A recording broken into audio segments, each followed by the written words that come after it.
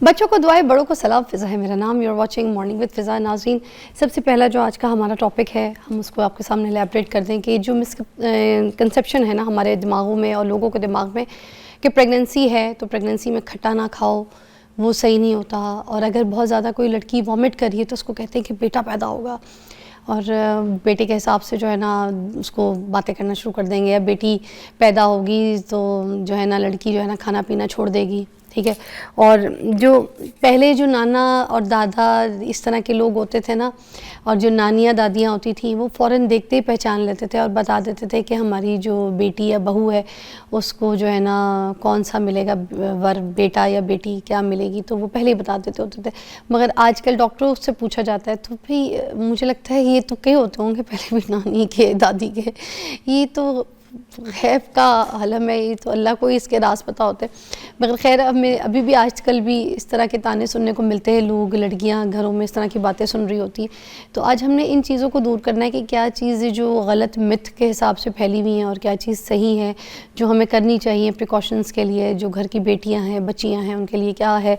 आज हम प्रेगनेंसी के हिसाब से बात करेंगे। जो मेहमान हमने यहाँ पर मधु की हैं वो है हमारे पास डॉक्टर रबीका रिजवान, हमारे शो पे आती ही रहती हैं, गायनाकोलॉजिस्ट हैं, and she is very humble person, आपको बहुत अच्छी तरीके से समझाती हैं। अस्सलाम वालेकुम। वालेकुम अस्सलाम। कैसी है? थैंक यू, अल्लाह का शुक्र है। सबसे पहले तो हम इसी के ऊपर बात कर लेते हैं, जो मिथ्स है जिसके बारे में लड़कियों से बात कर करके पहली लड़कियों को डरा दिया जाता है, ऐसा होगा तो वैसा हो जाएगा, यूँ करोगी तो यूँ हो जाएगा, ऐसे बैठोगी तो ये मसला हो जाएगा, ऐसे होगा तो डिलीवरी में ये टेंशन हो जाएगी।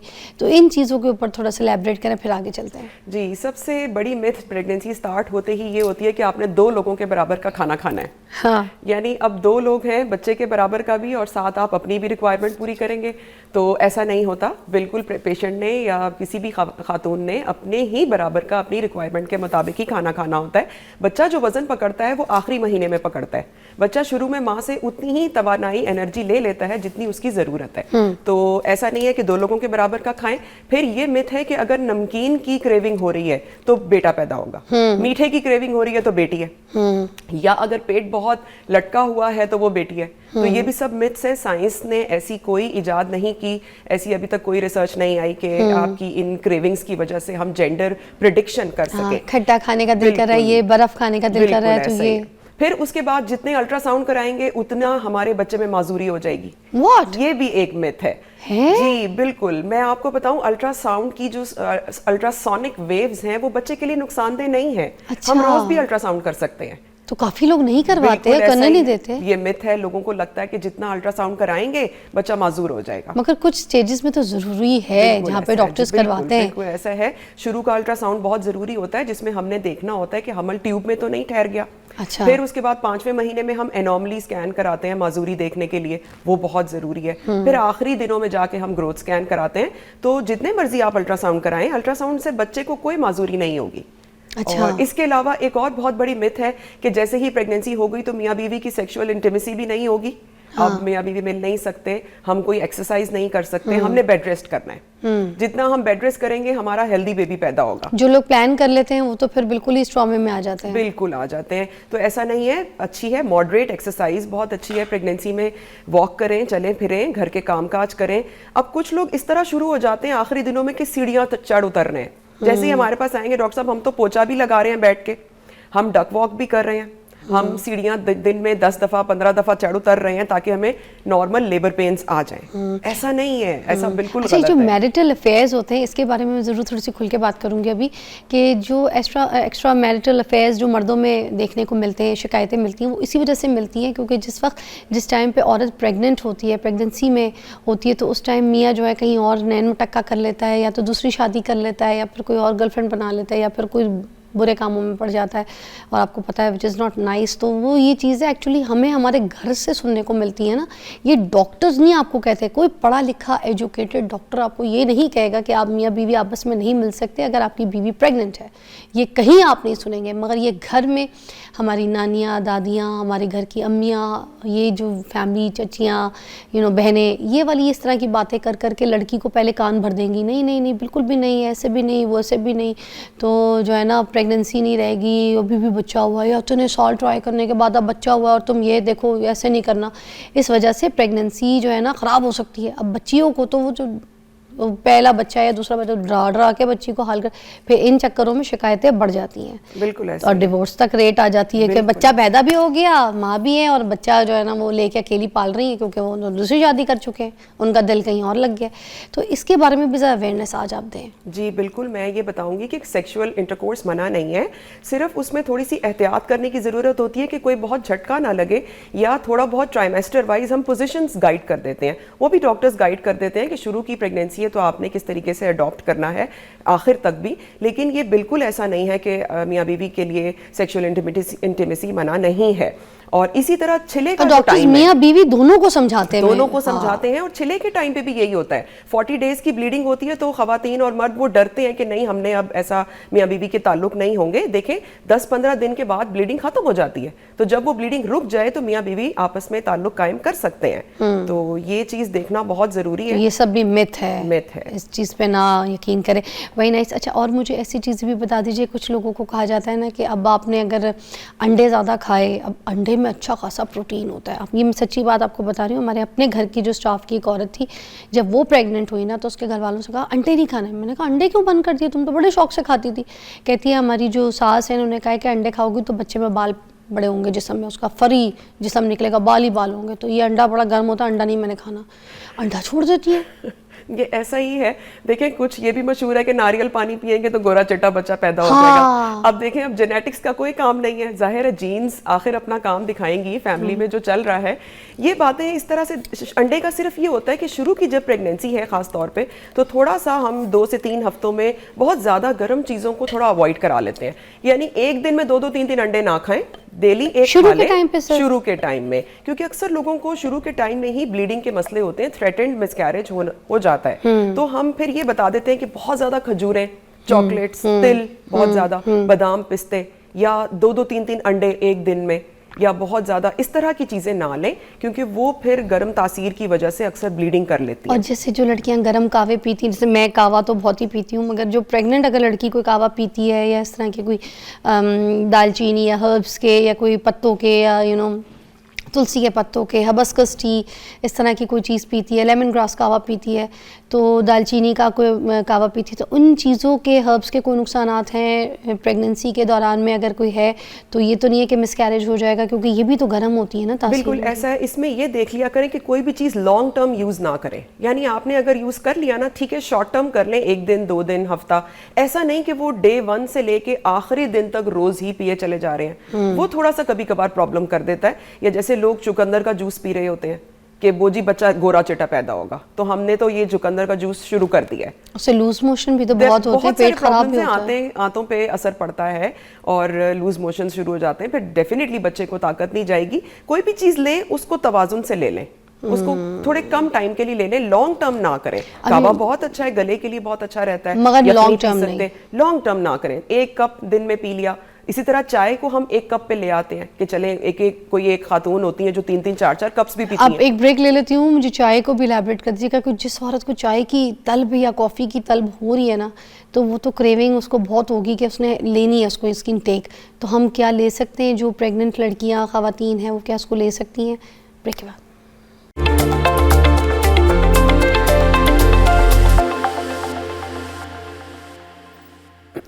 Welcome back. और मैं डॉक्टर साहब से भी बात करना चाही थी कि ये जो चाय वगैरह है, कॉफ़ी वगैरह है, अब कॉफ़ी भी तो गर्म होती है और कॉफ़ी की तासीर भी, अब इसमें आपको पता है निकोटीन वगैरह भी चीज़ें शामिल होती हैं, क्या ये सेफ़ होती है औरत के लिए?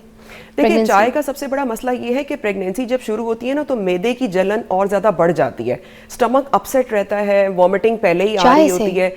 वो तो प्रेगनेंसी में ही है। जैसे ही प्रेगनेंसी शुरू हुई हमें बहुत ज्यादा फीलिंग ऐसी आ रही होती है कि खाना ऊपर तक आ गया, हमें हजम नहीं हो रहा, इसीलिए गैविसॉन का इस्तेमाल करती हैं। जी बिल्कुल, डिस्कम्फर्ट पहले ही है तो चाय फिर और ज्यादा मैदे को इरिटेट करेगी। हाँ। तो इसलिए हम उसकी क्वांटिटी को थोड़ा कम करा देते हैं। अच्छा। बिल्कुल बंद नहीं करा देते, लेकिन जैसे 3-4 कप अगर कोई पी रहा है या खाली पेट एम्प्टी स्टमक पी रहा है, तो वो हम मना करा देते हैं कि पहले ही स्टमक अपसेट है, प्रेगनेंसी में हार्मोन्स चेंज हो रहे हैं, पहले ही स्टमक एक्सेप्ट नहीं कर रहा चीजों को, वॉमिट आ जाती है, तो अगर इतनी चाय पियेंगे तो वो फिर वॉमिटिंग आ जाएगी तो मैल एब्जॉर्प्शन हो जाएगा, खून में फिर एनर्जी नहीं जाएगी तो बच्चे की ग्रोथ होगी। कॉफ़ी पीने से कहते हैं बच्चा काला हो जाएगा, जैसे ब्लैक कॉफ़ी वगैरह पी ली, ब्लैक टी पी ली तो कहते हैं बच्चा काला पैदा होगा। कोल्ड ड्रिंक पी ली काली कलर वाली तो कहते हैं काली कोल्ड ड्रिंक ना पियो, वाइट चट्टी कोल्ड ड्रिंक पीनी पी लो वरना बच्चा काला स्याह पैदा हो। इसमें क्या सच्चाई है? बिल्कुल ऐसा ही है। ये सब लोग कहते हैं कि काले रंग की ड्रिंक पियेंगे या कॉफ़ी पियेंगे तो काला होगा। काला तो देखें, अगर किसी का खून भी बहुत अच्छा हीमोग्लोबिन है ना 11-12 है, उनके बच्चे भी थोड़ा सा डार्क कलर के हो जाते हैं। हालांकि वो तो बड़े ताकतवर बच्चे कंसिडर होते हैं कि उनका हीमोग्लोबिन पूरा है। और वो बच्चे जिनमें खून की कमी है, यानी माँ के अंदर प्रेगनेंसी में खून की कमी थी, हीमोग्लोबिन 7 है 8 है, उनके बच्चे चिट्टे चिट्टे से पैदा होते हैं क्योंकि वो पिलाहट की तरफ चले जाते हैं। तो लोगों को लगता है, अक्सर खवातीन छोड़ देती हैं आयरन सप्लीमेंट्स कि नहीं भाई ये आयरन की वजह से मेरा पहला बच्चा काला पैदा हुआ था, मैंने नहीं आयरन लेना। तो ये बातें हैं, लेकिन ऐसा नहीं करें। वही बात कि हर चीज को तवाजुन में रखें, बहुत ज्यादा ना करें। अगर आप आयरन ले रहे हैं, कुछ लोग 2-2 3-3 टैबलेट्स दिन में ले रहे हैं, तो तवाजुन में रखें। और ये कलर से इसका कोई ताल्लुक नहीं है। आयरन की जो टैबलेट्स ये औरतें जो लेती भी हैं तो उसमें ये भी मसला होता है, उनको जो उनका स्टूल है वो बहुत डार्क हो जाता है। इसकी आपको शायद पेशेंट्स आके शिकायत भी करते हो कि आयरन उनको लगता है कम है कम है कम है। घर वाले भी कहते हैं आयरन की गोली खाओ, आयरन की चीज़ें खाओ, कलेजियाँ खाओ, ऐसी चीज़ें बड़ा करवाते होते हैं घर वाले भी। तो आयरन की मिकदार इंटेक में भी और मेडिसिन तौर पे भी बहुत ज़्यादा मिल रही है तो उनका स्टूल डार्क कलर का हो जाता है और बड़ा हार्ड हो जाता है। उसमें भी शिकायतें बड़ी होती हैं औरतों को। इस पे क्या हल है? हम बताते हैं, गाइड कर देते हैं कि आयरन की टैबलेट खाने से आपने परेशान नहीं होना क्योंकि स्टूल डार्क कलर का आएगा। अच्छा, पहले बता देते जी, ये हम बता देते हैं क्योंकि अक्सर लोग घबरा जाते हैं कि हमें काले रंग का स्टूल आ रहा है, खाना काले रंग का है, तो आयरन की वजह से। प्रेगनेंसी में इस तरीके की चीज चेंज होती है तो डरती हैं औरतें। बिल्कुल नहीं, वो आयरन की वजह से, चाहे आप प्रेगनेंसी में खाएं चाहे प्रेगनेंसी के अलावा खाएं, आयरन स्टूल में कलर देता है। लेकिन आयरन का ये है कि डाइट के जरिए ले लें। जैसे अनार में आयरन है, कलेजी, सेब, गाजर, पालक, ये सब आयरन कंटेनिंग है। शुरू में तो हम आयरन की टैबलेट्स देते भी नहीं है क्योंकि वॉमिटिंग इतनी ज्यादा होती है कि वो टैबलेट ठहरती ही नहीं है। तो शुरू में हम डाइट पे रखते हैं कि आप आयरन की डाइट ले लें अच्छी सी। आंवला में इतना अच्छा आयरन है, अभी आंवला इतना अच्छा आया हुआ है, ये इस्तेमाल किया जा सकता है। और सेफ आयरन, ये सेफ है, कर सकते हैं। आंवले का इस्तेमाल, अगर आंवले का मुरब्बा सुबह किसी चीज में लगा के खा लें, रोटी में, ब्रेड पे, तो it's all safe to have ना। स्किन टेक ज्यादा कोई प्रॉब्लम तो नहीं है, बिल्कुल खा सकते हैं। इसमें मसला ये है कि आखिरी दिनों में ना कुछ लोग कैस्टर ऑयल पीना शुरू कर देते हैं। ये बहुत बड़ा प्रॉब्लम है। कैस्टर ऑयल से लोगों को लगता है कि डिलीवरी की पेन्स आ जाएंगी। नो डाउट आती हैं, नो डाउट कैस्टर ऑयल से पेन्स आ जाती हैं, लेकिन किसी का कुछ पता नहीं कि बच्चा पखाना निकाल दे। मैं आपको एक ऐसी बात बताऊं, वो हंस हंस के परेशान हो जाएं। आपने तो ये वाली बात बोली ना कि डिलीवरी पेन्स आ जाएं, जो रूरल एरियाज़ में या कोई अभी भी जो ऐसे लोग हैं ना जिनको एजुकेशन नहीं है, जो अभी हम बैठ के दे रहे हैं यहाँ पे लोग, वो कहते हैं बच्चा आसानी से फिसल के बाहर आ जाता है ऐसा है, ऐसा है। और 2-2 शीशियां 3-3 शीशियां पिला रहे हैं बच्चों को। यही मशहूर है। और आके लोग, खवातीन मदर्स पूछती हैं कि डॉक्टर साहबा आज से कैस्टर ऑयल शुरू कर लें। देख लें आप तो ये चीज, इसके क्या नुकसान हो सकते हैं? इसके नुकसान ये होते हैं कि बच्चा डिस्ट्रेस में जाएगा एकदम। जब यूट्रस कॉन्ट्रैक्ट करना शुरू कर देगा, यानी अपनी पेन शुरू कर देगा, इसका मतलब है कि वो बच्चे को बाहर की तरफ धक्का दे रहा है। तो जब वो तेजी से धक्का देना शुरू कर देगा तो आवल से, प्लेसेंटा से खून की सप्लाई बंद हो जाएगी। जब वो बंद होगी तो बच्चे की धड़कन बंद होगी। जब बच्चे की धड़कन पीछे जाएगी तो बच्चा पखाना कर देगा, माँ के पेट में पखाना कर देगा। इसे मेकोनियम कहते हैं, इसे मेकोनियम कहते हैं। और ये बहुत बड़ी इमरजेंसी है, ऑपरेशन करना फौरन ऑपरेट, क्योंकि फिर हाय अल्लाह। अच्छा, और कुछ मेडिसिन के ऊपर भी बात करते हैं मज़ीद और डिटेल में जाके। जैसी प्रेगनेंसी स्टार्ट होने लगती है या फिर उससे पहले,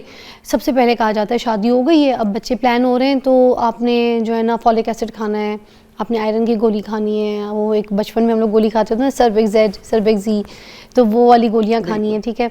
तो अब ये वाली चीज़ों में कितनी सच्चाई है कि ये बेहतर हैं, खानी चाहिए? क्या पता किसी में ऑलरेडी फॉलिक ठीक हो, इम्यून ठीक हो, मगर उसके बावजूद उनको ये वाली गोलियां दी जा रही हैं।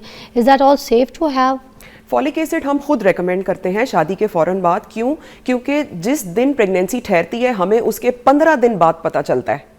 टेस्ट यानी हमारी तारीखें जब मिस हो गई, डेट्स हमारी मिस हो गई, हमें तब जाके पता चलता है कि हम प्रेग्नेंट हैं। मिस होके 15 दिन के बाद, पहले से, उस मिस पीरियड्स के 15 दिन पहले ही प्रेगनेंसी ठहरी हुई थी। अच्छा, अब बच्चे का दिमाग उन्हीं 10-15 दिनों में, 2 हफ्ते में बन जाता है। यानी हमें जब तारीखें मिस हुई, पता चला बच्चे का दिमाग आधी स्टेज क्रॉस कर चुका था।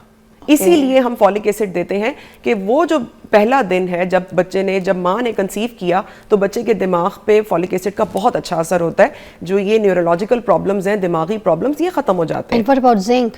जिंक भी ले सकते हैं, सर्बेक्सी टैबलेट ले सकते हैं, मना नहीं है, लेकिन वही वाली बात कि इसकी ज्यादा क्वांटिटी नहीं लेनी चाहिए, डेली बेसिस पे नहीं, बिल्कुल थोड़ा लिमिटेड टाइम के लिए ले और लें। अगर अच्छा पाकिस्तानी ब्रांड या बाहर का ब्रांड कोई भी है अच्छी बिल्कुल ले सकते हैं, मल्टीविटामिन्स ले सकते हैं, कोई मना नहीं है, विटामिन B12 जैसे मेथिकोबॉल ये सब ले सकते हैं, आयरन ले सकते हैं, कैल्शियम तो B12 का इंजेक्शन भी लगवा सकते हैं, इज दैट ऑल सेफ? बिल्कुल, अगर प्रेगनेंसी हो गई तब भी लगवा सकते हैं B12 को, और IV भी लगता है नस में, और इंट्रामस्कुलर भी बिल्कुल लगा सकते हैं, लेकिन वो जरूरत के हद तक है, देख के हमें करना चाहिए। लेकिन फॉलिक एसिड तो बिल्कुल लें, बल्कि जो शुगर के मरीज हैं, थैलेसीमिया के मरीज हैं, वो पूरे 9 महीने फॉलिक एसिड लें। अच्छा, उनको पूरे 9 महीने लेना है, बिल्कुल। अच्छा, ये जो मिर्च मसाले वाले खाने होते हैं, स्पाइसेस वगैरह होती हैं, जैसे कि आपने कहा कि मैंने भी आपको बताया था कि गैविसॉन का इस्तेमाल औरतें बहुत ज़्यादा करती हैं क्योंकि सीने की एसिडिटी होती है, चाय पीती हैं तो चाय हज़म नहीं होता, हाजमे का इशू बहुत ज़्यादा हो जाता है लोगों को, कुछ खाया है तो सीने में रह जाएगा, कुछ पिया है तो सीने में रह जाएगा, वो उतरता नहीं है, यू नो, हर चीज़ भारी लगती है, हर चीज़ खाना हैवी लगता है, और फिर कुछ भी काली मिर्चें भी अंडे में डाल के खा लो तो सीने की जलन शुरू हो जाती है। तो इसके लिए क्या इलाज है, इसके लिए क्या तरीका? इसके लिए ये है कि दूध का इस्तेमाल करें, डेली 1 गिलास दूध पी लें, दही ठंडा होता है ज़रूर खाएं। और इसका एक और तरीका है कि फ्रीक्वेंट स्मॉल मील्स ले लें, जैसे हम लोग 2-2 रोटियां भी खा लेंगे एक टाइम पे, लेकिन जो प्रेग्नेंट खातून है, हामला खातून है, उन्हें हम कहते हैं कि आपने थोड़ा खाना खाना है, आधी रोटी खा लें, 2 घंटे बाद एक सेब खा लें, फिर 2 घंटे में चाय बिस्किट ले लें, फिर 2 घंटे में आधा सैंडविच खा लें। यानी आपने स्मॉल मील जब लेंगे तो मैदा उसको जल्दी हजम करेगा और वो अपसेट नहीं होगा, बार बार गैविस्कॉन नहीं लेना पड़ेगा। थैंक यू सो मच, बहुत बहुत शुक्रिया। और प्लीज़ मेरे पे हंसिएगा मत, मगर मुझे करके दिखाना पड़ेगा, आपको समझ आएगी। ये देखें, ये है एक सपोज प्रेग्नेंट औरत, ठीक है। अब उसके साथ सीन ये है कि उसको बता दिया जाता है कि भाई तुम प्रेग्नेंट नहीं हो, तुम बीमार हो, ठीक है, और तुम जो ना हिलजुल भी नहीं सकती, तुम कुछ नहीं सकती। भाई ये खुशी है जो अल्लाह ताला ने आपको दी है, ये एक ऐसी नेमत है जिसके लिए आप तड़प रहे थे और अल्लाह ताला ने आपको दे दी। और वो लोग जिनके पास है ही नहीं औलाद, आप उनसे जाके पूछें इसकी क्या कदरें। अब औरतें जो ना, ये होती है सिचुएशन, उठना भी है तो पकड़ना, तो ये नहीं है, हिले जुले काम करें, खाएं पिए, सब कुछ करें। मेरा डिलीवरी होने वाली थी, उससे 2 दिन पहले भी मैं शूट करा रही थी, तो मैं काम कर रही थी। तो जो औरतें आपने देखा है अमेरिका लंदन में भी डिलीवरी से पहले खुद ड्राइव करके जा रही होती है अपनी डिलीवरी के लिए। हम यहाँ बच्चों को कहते हैं बिल्कुल हिलना नहीं, तुम क्यों उठोगे, बैठो मैं ला के देती, ये नहीं, ऐसा ही है बिल्कुल। जितना एक्टिव रहेंगे प्रेगनेंसी में, उतना ही नॉर्मल डिलीवरी के चांसेस अच्छे होते जाएंगे। हम रखते नहीं, हम अम्मियों के घर भेज देते हैं, पर अम्मियाँ और लाड उठाती हैं, ये भूल जाती हैं कि खुद भी इस टाइम से गुजरी है, तो भाई उनको एक्टिव रखे, मेंटली भी फिजिकली भी। ऐसे हिलती जुलती रहेंगी तो उनको ये नहीं लगेगा ये कोई बीमारी है उनको। यहाँ पर तो ऐसा लगता है किसी प्रेग्नेंट औरत से मिलता, ओ आप बीमार है भाई, आप खुशी है आपको, मगर यहाँ पे बीमार लगती हैं वो मुझे, है ना। ऐसा ही है, ये कुदरती अमल है, प्रेगनेंसी बीमारी नहीं है, it is a physiological process. Thank you so much. और खबर है जिस पे मेरा कोई मजाक उड़ाए, मैं आपका मजाक उड़ा रही हूँ, बीमारी नहीं है, खुशी है। Take a break.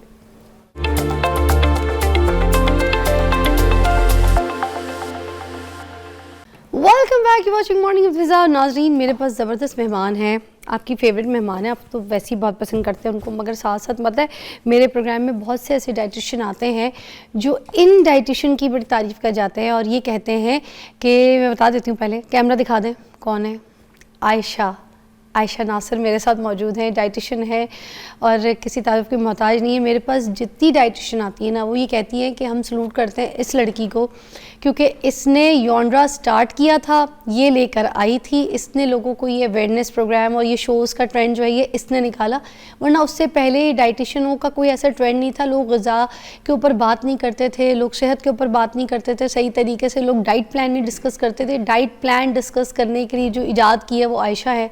और मेरे पास अभी लास्ट भी एक बड़ी प्यारी सी जो थी ना, वो हो के गई, नाम बता दें हम उनका, वर्दा सिकंदर, वो बड़ी तारीफ़ करके गई कि आपको भी पता है वो भी डाइटिशियन है, वो कहती हैं मैं तो इनकी भी बड़ी बहुत फ़ैन हूँ क्योंकि इन्होंने ये ट्रेंड निकाला है। तो आप सोचें, डाइटिशियन फील्ड में people love you, like you a lot, क्योंकि आपकी जो मेहनत और लगन है और जो आपके क्लाइंट्स हैं जो आपसे खुश है, तो ये आपके काम को सराहते हैं और आपको प्यार करते हैं। क्या कहेंगी, फिर आगे चलते हैं। बहुत बहुत शुक्रिया सबका। ऑब्वियसली ज़रूरत थी लोगों को, एंड लोगों का प्यार है जो यहाँ तक पहुँच गए हैं। ऑब्वियसली अगर लोग ये इस चीज़ को सपोर्ट नहीं करेंगे या लोग ये अप्रिशिएट नहीं करेंगे तो चैनल भी नहीं चल सकता और हम भी नहीं चल सकते और ये सेगमेंट्स भी नहीं चल सकते। लोग देखना चाहते हैं और लोग सुन के अच्छा महसूस करते हैं और तो अमल यहाँ- करने लग गए हाँ। लोग। पहले तो इस चीज़ पे बात ही नहीं करते थे लोग कि Exactly. डाइट प्लान होता क्या है। अब Exactly. Everybody talk about it और लोग जाके अपना डाइट प्लान बनवाते हैं ऐसे ही। अपनी सेहत, मिजाज और स्टाइल के हिसाब से, है ना? बिल्कुल ऐसे ही है, बिल्कुल अच्छा, ऐसे आज हम बात करेंगे स्टबर्न बेली फैट के बारे में, जो कि मुश्किलों से जाता ही नहीं है, जिसको हम कहेंगे ढीठ फैट। तो औरतों का और मर्दों का अलग अलग होता है, क्या सिस्टम होता है ये फैट? अच्छा देखिए, बेली फैट के मल्टीपल रीजंस हो सकते हैं। औरतों और मर्दों में सिस्टम सिर्फ इतना सा अलग है कि हार्मोन्स का डिफरेंस है। जैसे फीमेल में मेनोपॉज के बाद अगर सिर्फ बेली फैट बढ़ रहा है तो इट मींस कि वो लो एस्ट्रोजन की वजह से बढ़ रहा है। मर्दों में अगर बेली फैट बढ़ रहा है तो वो लो टेस्टोस्टेरोन की वजह से हो सकता है, लेकिन ये वन ऑफ द फैक्टर्स है। बाकी भी बहुत सारे फैक्टर्स आ जाते हैं, जिसमें नींद का ना पूरा होना, या अगर आपकी स्लीप यानी आपका सोना जो है वो लेस देन 7 आवर्स है, आप 24 घंटों में 7 घंटे से कम सोते हैं, उसकी वजह से आपके दो हार्मोन्स ग्रेलिन और लेप्टिन का इम्बैलेंस हो जाता है, जिसकी वजह से आप ज़्यादा खाते हैं एंड वो भी बेली फैट की वजह बन सकता है। इसके साथ साथ आपका शुगर वाले आइटम्स का ज़्यादा इंटेक होना। देखिए, excess of anything is bad. मैं ये नहीं कह रही कि आप शुगर का इस्तेमाल बिल्कुल ही छोड़ दें और आप बिल्कुल ही फीकी ग़िज़ा पे आ जाएं। वंस इन अ वाइल आप शुगर का इस्तेमाल कर सकते हैं। इनफैक्ट आप डेली बेसिस पे भी 2-4 चम्मच कुछ मीठा खा सकते हैं as a treat, as a cheat meal. मगर आपका नाश्ता भी मीठा है, जैसे फ्रेंच टोस्ट हो गए, आपने दोपहर के खाने की जगह कोई सीरियल खा लिया, आपने रात के खाने में भी ब्राउनीज खा ली, तो ये एक्सेस है। Excess of anything is bad और वो बेली फैट की फिर वजह बन सकता है। इसके साथ साथ जेनेटिक्स इसको कंट्रीब्यूट करते हैं। देखिए, हर एक की ना एक स्टबर्न फैट पॉकेट होती है। जैसे मेरी है थाइस के ऊपर, मेरा सारा फैट चला जाएगा, थाइस वहीं के वहीं होंगे। तो ये हर एक का डिफरेंट होता है और ये जीन्स पे डिपेंड करता है। कुछ लोगों के हिप्स पे होता है, कुछ के बेली पे होता है, कुछ के आर्म्स यहाँ तक आ जाते हैं, बाकी बॉडी बिल्कुल ठीक है, लेकिन आर्म्स यहाँ तक उन खवातीन के लटके हुए होते हैं।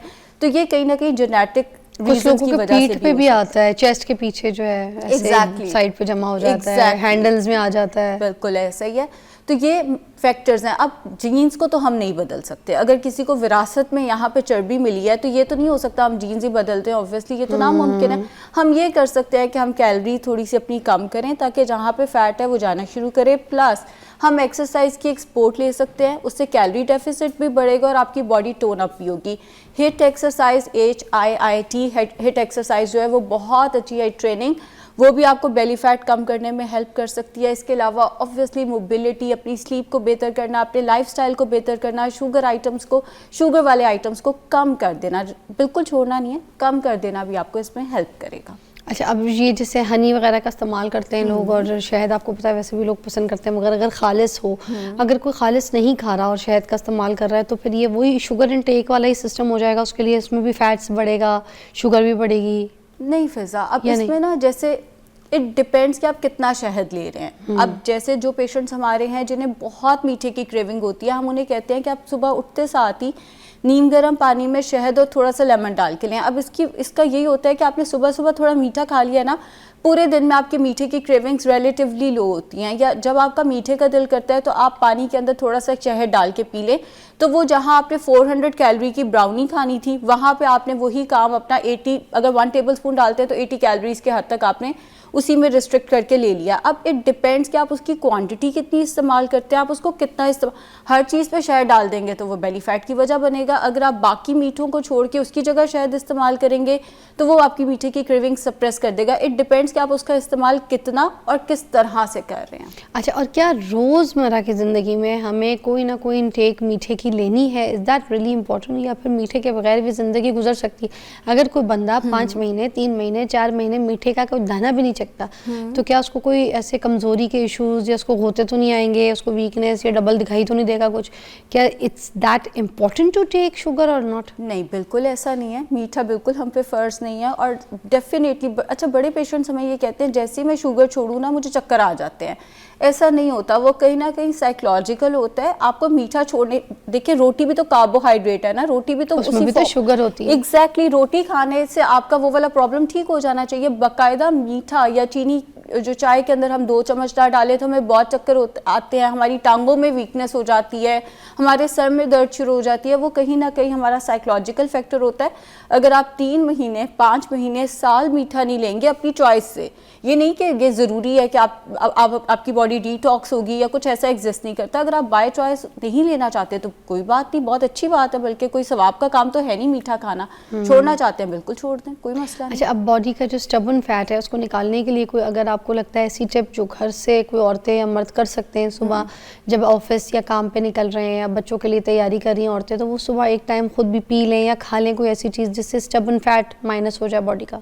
अच्छा देखिए, 2 चीज़ें तो मैं बताऊंगी जो बाकायदा साइंटिफिकली बैक्ड हैं कि ये बेली फैट कम करती है, लेकिन इसके साथ ये चीज़ समझनी है कि आपने सुबह उठ के ये वाले कहवे पी लिए लेकिन उसके बाद आपने बहुत ज़्यादा खा लिया तो इन चीज़ों ने आपको हेल्प नहीं करनी। लाइफस्टाइल मॉडिफिकेशन के साथ अगर आप ये 2 चीज़ें इस्तेमाल करेंगे तो वो आपको डेफिनेटली हेल्प करेंगे। कहवे जो हैं वो रियली वर्क करते हैं, ये भी आप क्लियर कर दें, क्योंकि बहुत से सवाल आते हैं हमें जब हम कोई रेमेडी बताते हैं कावों की, उसके नीचे लिख लिख कर आता रहता है कि क्या वाकई कावे वर्क करते हैं कि बंदे का फैट जो है, बेली जो है वो लूज ठीक हो जाए। तो हम एक जो है ब्रेक लेते हैं, उसके बाद आपने हमें समझाना ही है कि कावे काम करते हैं कि नहीं।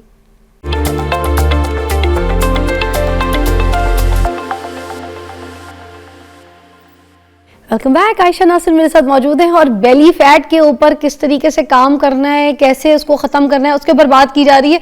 अच्छा, मुझे ये बताइएगा कि आप बता रही थी कि जो कावे हैं वो काम करते हैं, और कावे अगर काम करते हैं तो डायरेक्ट अगर जैसे इंसान को अपना जो है ना वज़न इतना कम नहीं करना, सिर्फ बेली फैट की चर्बी पे काम करना है, तो क्या वो कावे करा के काम कर देंगे वहाँ पे?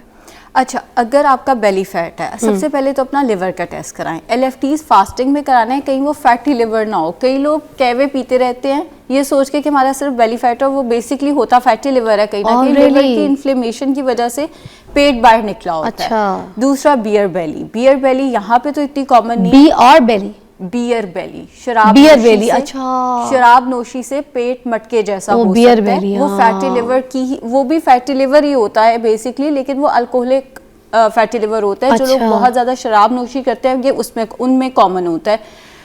तो अगर तो ये मसले नहीं, आपका फैटी लिवर नहीं है, तो फिर आप इन कहवों को ट्राई करें, डेफिनेटली ये काम करते हैं। और क्यों काम करते हैं मैं उसके पीछे भी साइंस आपको बता देती हूँ। इंसुलिन रेजिस्टेंस की वजह से आपके पेट पे चर्बी आ सकती है। इंसुलिन रेजिस्टेंस की निशानी ये होती है कि यहाँ पे ना आपकी गर्दन ऐसे हो जाएगी जैसे मैल जमी हुई है, आप नहाए नहीं है, हालांकि आप उसको बहुत साफ करेंगे, स्क्रब करेंगे, उस पर बहुत ज़्यादा क्रीम्स भी लगाएंगे, सब कुछ कर लेंगे, लेकिन यहाँ पे ऐसे लगेगा जैसे आप नहा के नहीं आए या बहुत ज़्यादा मैल जम गई है। इसके अलावा स्किन टैक्स का होना, प्राइवेट एरिया का बहुत ज़्यादा डार्क हो जाना, ये इंसुलिन रेजिस्टेंस की अलामात में से है, और उससे भी पेट बाहर निकलता है। ये जो कहवे होते हैं ये इंसुलिन रेजिस्टेंस को कम करने में हेल्प कर सकते हैं। वही बात आ गई कि आपने कहवा पी लिया, उसके ऊपर 2 किलो बर्फ़ी खा ली तो कोई फ़र्क नहीं पड़ने वाला। लाइफस्टाइल मॉडिफिकेशन इनके साथ भी ज़रूरी होती है। जी, पहली चीज़ है दालचीनी। साइंटिफिकली प्रूवन है कि दालचीनी बेली फैट रिडक्शन में हेल्प करती है, क्योंकि ये इंसुलिन रेजिस्टेंस को बेहतर करती है। अब दालचीनी 2 तरह की होती है, एक बिल्कुल सीधी लकड़ी जो हमारे बिरयानी में डली हुई होती है या हमारे मसालों में मिलती है, वो इतनी अच्छी नहीं है। जो एक गोल वाली होती है, साइलॉन जिसको कहते हैं, वो ज़्यादा अच्छी है। अगर आपको वो मिल जाती है तो 1 इंच सिनेमन रात को 1 कप पानी में भिगो दें, सुबह उठ के वो पानी पी लें। अगर आप कहवे की फॉर्म में लेना चाहते हैं, सुबह उठ के पानी को गर्म करें, उसके अंदर 1 इंच सिनेमन डाल के उसको ढक के रखते हैं। 2 से 3 मिनट के बाद वो कहवा आप इस्तेमाल कर सकते हैं। क्या बात है। और ये कहवा जो है ये, क्योंकि दालचीनी यहाँ पे ये प्रूवन है कि ये पेन किलर का भी काम करती है। अगर आपके कोई जिस्म में दर्द है, कुछ है, तो ये आपको उधर भी हेल्प करेगी डेफिनेटली। और बहुत सारी बीमारियों से हमें दालचीनी जो है वो बचा के रखती है। क्या बात है। अल्लाह ताला ने हर्ब्स में काफ़ी शिफा रखी है। मगर बेली फैट के लिए अकेली काफ़ी है। Lifestyle modification, as I said, कि अगर आप वो चीजें हाँ बैलेंस करके साथ में 2 किलो बर्फी भी खाते रहो तो दालचीनी बेचारी कुछ नहीं कर सकती। एंड हम चाय में भी ले सकते हैं ना? डेफिनेटली ले सकते हैं, चाय में आप इसका इस्तेमाल कर सकते हैं, खानों में इस्तेमाल कर सकते हैं। आपके यहाँ अगर ग्रीन टी बनती है, जैसे हम अक्सर लोग जो है वो कहवा बड़े शौक से पीते हैं ग्रीन टी, तो उस ग्रीन टी के अंदर भी आप 1 इंच सिनेमन जो है वो डाल के इस्तेमाल कर सकते हैं। आज सुबह मैंने अंडे के ऊपर इसका पाउडर, ये गोल वाली दालचीनी का पाउडर, थोड़ी सी काली मिर्च और नमक डाल के मैंने बड़ा मजा किया आज, बड़े मजे का में डिफरेंट फ्लेवर था। हाँ, और तो इसीलिए ये आप भी ट्राई कीजिएगा, आप भी कीजिएगा। हाँ जरूर। इसीलिए ये अक्सर डिजर्ट्स में भी डलती है, डिजर्ट्स केक्स में शुगर स्पाइक ना आने दे। और सिनेमन वाली चीजें इसीलिए बहुत ज्यादा पसंद भी की जाती है। फिर ये शुगर स्पाइक को रोकती है, जो एकदम बहुत ज्यादा मीठे से आती है ना शुगर स्पाइक, डायबिटिक पेशेंट्स के लिए बहुत अच्छी है, क्योंकि डायबिटिक डायबिटीज़ में भी तो इंसुलिन रेजिस्टेंस ही हुई हुई है ना। यस आशा, तो you're डायबिटीज़ right. की मैनेजमेंट में भी ये काफ़ी ज़्यादा हेल्प करती है। अब वाह। किसने इस्तेमाल नहीं करना, जिसकी लिकोरिया की हिस्ट्री है वो इस्तेमाल ना करे। सिनेमन, सिनेमन, ओके, जिसको डर्माटाइटिस, एक्जिमा यानी स्किन पे रैशेस हो जाते हैं या अच्छा। स्किन की कोई एलर्जी है, वो इसका इस्तेमाल ना करे। ठीक और है। अगर आपका बीपी बहुत ज़्यादा बढ़ जाता है तो फिर आपने इसको 1 कप में नहीं इस्तेमाल करना। फिर 1 इंच सिनेमन को रात को 1 लीटर पानी में भिगो के रखें ताकि उसका काफ़ी डाइल्यूटेड इफेक्ट आए। थोड़ा थोड़ा करके वो पानी पीते रहें अगर आपकी blood pressure, high blood pressure की हिस्ट्री है तो एक होगी दालचीनी और दूसरा है एप्पल साइडर, सेब का सिरका विद मदर मिल जाए तो बहुत ही अच्छी बात है। अच्छा, अब इस पे ना मुझे बड़ी गालियाँ भी पड़ती हैं सोशल मीडिया पे अक्सर कि ये सारी दुनिया कहती है पानी में घोल के पीना, आप कहती हैं पानी में घोल के नहीं पीना। जब आप इसको पानी में घोल के पीते हैं ना, हमारे पेट का अच्छा बैक्टीरिया ये ख़त्म कर देता है। तो बेहतर इस्तेमाल इसका यह है कि सैलड के ऊपर लंच या डिनर में 2 टेबलस्पून एप्पल साइडर अपने सलाद के ऊपर डाल के लें, वो ज़्यादा अच्छा तरीका है इसको इस्तेमाल करने का। और ये भी बाकायदा साइंस इस चीज़ को, साइंस ने प्रूव किया है कि ये भी बेली फैट रिडक्शन में हेल्प करता है क्योंकि ये भी इंसुलिन रेजिस्टेंस के लिए बहुत अच्छा है। एंड अगेन इसका यही फ़ायदा आ जाएगा डायबिटिक पेशेंट्स के लिए बहुत अच्छा है, लेकिन जिसको एसिडिटी का मसला है, जिसको शदीद तेज़ाबियत का मसला है या मैदे से रिलेटेड कोई मसला है, वो इसका इस्तेमाल, जैसे अल्सर की हिस्ट्री है, गैस्ट्राइटिस की हिस्ट्री है, तो वो इसका इस्तेमाल ना करें। अच्छा, तो एप्पल साइडर विनेगर ये जो मदर वाला कह रही हैं ये हर एक के लिए नहीं है, जिसके लिए है उसके लिए उन्होंने अच्छी तरीके से समझा दिया। ये जो खीरे का पानी निकाल के लोग पी रहे होते हैं, अदरक का पानी निकाल के पी रहे होते हैं, इस तरह की स्मूदीज़ भी बना के पी रहे होते हैं, डेली रूटीन में आपको पता है कि चुकंदर का भी इसके अंदर रस डालते हैं। समटाइम्स अकेला चुकंदर भी पी रहे होते हैं मगर वो थोड़ा सा पेट को डिस्टर्ब करता है। बट ये क्या सारी चीज़ें जो इनका मिक्सचर ब्लेंड करके इसको पीना, तो ये क्या वेट लूज में मदद करता है? एज सच नहीं, आई बी ऑनेस्ट, ना ये बॉडी को डिटॉक्स करता है, ना ये कोई ख़ास वेट रिडक्शन में हेल्प करता है। अब इससे ये एक चीज़ हो सकती है कि जब आपने ये पानी पिया ना, आपको एक प्लेसिबो इफेक्ट मिलेगा कि मैंने कुछ खा लिया है, तो वो जो आपने बेवक्त मंचिंग करनी है या जो निबलिंग आप इधर उधर से कर रहे होते हैं वो आपकी थोड़ी रुक जाती है, जिसकी वजह से आपकी कैलोरीज कम हो जाती हैं। असल में पीछे कैलोरीज ही कम हो रही हैं, ये डायरेक्टली आपको कोई फ़ायदा नहीं दे रहा। हाँ, ये जो अदरक का पानी है इस पे ज़रा बात कर लेते हैं। कुछ लोग होते हैं वो सुबह सो के उठते हैं, उनका पेट बिल्कुल साथ लगा होता है, लेकिन आहिस्ता आहिस्ता रात तक पेट सारा बाहर आ जाता है। वो होती है गैस, वो फैट नहीं है, कोई चर्बी ऐसी नहीं है कि वो रात को गायब हो जाती है और पूरे दिन में आहिस्ता आहिस्ता वापस आ जाती है, वो है गैस्ट्रिक इशू। अगर किसी को गैस्ट्रिक इशू है तो वो ये जो है अदरक का इस्तेमाल कर सकता है, सौंफ, इलायची, पुदीना इनका इस्तेमाल कर सकता है, अजवाइन। गैस्ट्रिक इशू ठीक होगा तो वो जो पेट रात तक बाहर आ जाता है वो वाली चीज़ भी आपकी डेफिनेटली बेहतर हो जाएगी। तो अदरक इनडायरेक्टली इस तरह से हेल्प करता है। जो बाकी ये चुकंदर, तो खीरा और ये जो स्मूदीज़ हैं, स्मूदीज़ आपको एक प्लेसिबो इफेक्ट ज़रूर दे देते हैं कि भाई हमने कुछ खा लिया, वो जो आपने उस टाइम पे ज़रा ज़्यादा कैलोरीज वाला मील खाना था, आप उसकी जगह पे वो पानी पी के ज़रा तसल्ली में आ जाते हैं। At the end of the day काम कैलोरी डेफिसिट ही कर रहा है वहाँ पे। अच्छा, और आज काफ़ी चीज़ों के बारे में हमें पता चल गया कि क्या चीज़ सही है क्या चीज़ गलत है, क्योंकि हम अपनी ज़िंदगी में ये चीज़ें खा रहे हैं, पी रहे हैं, मगर हमें ये नहीं पता कि ये काम कर भी रही है हमारी बॉडी में कि नहीं। तो आज आपको पता चला है इन चीज़ों के बारे में कि किस तरीके से आप अपना बेली का फ़ैट ख़त्म कर सकते हैं। और साथ साथ आखिर में ये कि आयशा भी इसको ज़रा मेंशन कर दें कि एक्सरसाइज भी बहुत इंपॉर्टेंट है। देखिए, लाइफस्टाइल मॉडिफिकेशन तो डेफिनेटली इंपॉर्टेंट है। आप सारा कुछ देखिए, डायबिटिक पेशेंट वो कहे कि मेरी डायबिटीज़ टाइप 2 रिवर्स कर दे, लेकिन मैंने मीठा नहीं छोड़ना, ये कैसे हो सकता है? ये चीज़ें आपको एक हद तक सपोर्ट दे सकेंगी। बाकी जिन आदतों की वजह से आप इस हाल में पहुंचे हैं, जब तक आप वो अपनी आदतें नहीं बदलेंगे, जब तक बेस ठीक नहीं होगी, जड़ से उस चीज़ को नहीं निकालेंगे, आपके मसले नहीं ठीक होंगे। सिर्फ कहवे पी लेने से आपको एक सपोर्ट ज़रूर मिल जाएगी, बाकी कुछ हिम्मत खुद भी पकड़नी है, एक्सरसाइज करनी है, स्लीप अपनी पूरी करनी है, वाटर इनटेक अपना अच्छा रखना है, थोड़ी मेडिटेशन करें, कोई 5-10 मिनट ब्रीथिंग एक्सरसाइजेस करें और रात को टाइम पे सोएं, सुबह जल्दी उठें, आपके मसले काफ़ी हद तक बेहतर हो जाएंगे। जज़ाकल्लाह, बहुत बहुत शुक्रिया, thank you so much and will take a short break, will be right back.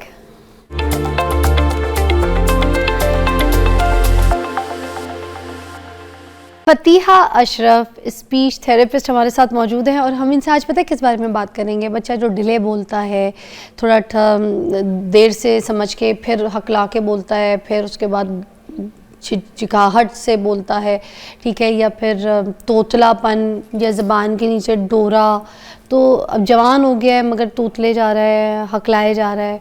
अब इस पे लोग कहते हैं कि पानी रखो छत के ऊपर और उस पानी में जितने कौवे मुंह डालेंगे, जितने चरिंद परिंद मुंह डालेंगे, जितनी चिड़ियाएँ मुंह डाल के उसका पानी पिएंगी, तो झूठा जो पानी है वो लाओ बच्चों को पिलाओ। और ये बड़ी पुरानी चलती आ रही है कोई ट्रीटमेंट इलाज, ठीक है। तो ये अब देखें ना, परिंदों के इतने जरासीम आप अपने नन्हे नन्हे बच्चों को पिला रहे हैं, ये कितने घरों में ऐसा काम हो रहा है। और ये तो मैंने आपको एक मिसाल दी है, इस तरह की कितनी मिसाल हैं कि कौवे का, चरिंद परिंद का। वो कहते हैं ये पानी जो है ना, चूं चूं चा चा चा चा जो करते हैं, इनका झूठा पानी रख के सुबह छत पे या टेरेस में, तो जो उसमें से पानी पियेंगे जो बच जाएगा वो फिर अपने बच्चे को दूसरे दिन पिलाओ तो ठीक हो जाएंगे। कितने जरासीम बैक्टीरिया बच्चों को हम पिला रहे हैं।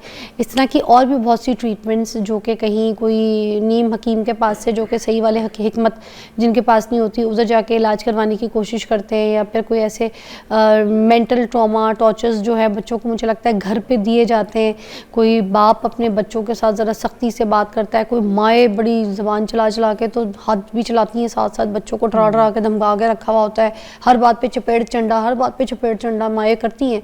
वो यहाँ रह जाता है। मुझे लगता है कुछ मेंटली ट्रॉमा भी होता है जिसकी वजह से बच्चे हकलाना, तुतलाना और घबराना शुरू कर देते हैं। आज आपसे पूछेंगे हम इन सारी बातों के बारे में कि ये सब क्या है, क्यों होता है, किस वजूहात के। आजकल जो सबसे ज़्यादा इशू बढ़ गया है वो है बच्चों में डिले स्पीच, यानी बच्चों के देर से बोलना। अगर बच्चों के देर से बोलने की वजह बयान करें तो उसमें मल्टीपल इश्यूज़ आ जाते हैं। सबसे पहले आ जाता है घर का इन्वायरमेंट। पहले आपको पता था जॉइंट फैमिली सिस्टम था, बच्चों से बातचीत करने वाले लोग ज़्यादा थे। अब जो है अगर मदर और फादर दोनों वर्किंग है तब भी बच्चे में कम्युनिकेशन गैप आ जाता है और बच्चा जो है वो डिले स्पीच में चला गया। फिर मोबाइल फ़ोन के हद से ज़्यादा इस्तेमाल की वजह से बच्चा जो है वो दिन में अगर 10 से 12 घंटे मोबाइल फ़ोन देख रहा है, वो देख तो रहा है, सुन भी रहा है, लेकिन उससे बातचीत कोई भी नहीं कर रहा। उसकी वजह से क्या है, बच्चा डिले स्पीच में जा रहा है। अगर बच्चा डिले स्पीच में है तो वो स्टैमरिंग यानी हकलाहट में भी होगा। ये वजह ज़्यादा है आज। अच्छा, और ये जो जैसे कुछ लोग बच्चों के ऊपर बहुत तशद्दुद भी करते हैं, बच्चों को मारते भी हैं। मैं ये नहीं कहूँगी सारी माएँ अच्छी होती हैं, कोई माएँ करती हैं, जानवरों की तरह होते हैं कोई बाप होते हैं बाल पकड़ के मारते हैं, ठीक है। और इस तरह की हरकतें बच्चों के दिमाग में रह जाती हैं और डर ट्रॉमा, बाप घर के अंदर घुसता है, बच्चे जगह ढूंढ रहे होते हैं किधर जाएं, होता है। उधर भी झिकझिकाहट होती है। बात उसमें क्या आता है कि बच्चा जो है वो स्ट्रेस में चला जाता है, फिर स्ट्रेस की वजह से उसको जो है वो स्टैमरिंग स्टार्ट हो जाती है। अब क्लिनिक पे कल भी एक पेशेंट आई, वो बता रही थी कि बच्चा जो है ना डिले स्पीच में था, कुछ भी नहीं था, लेकिन उसकी एज जो है वो 11 ईयर्स थी। और उसमें क्या हुआ, मदर और फादर आपस की लड़ाई हुई और बच्चे ने वो देख ली और बच्चा जो है वो एक वर्ड पे जो है वो स्टैमरिंग स्टार्ट कर दी।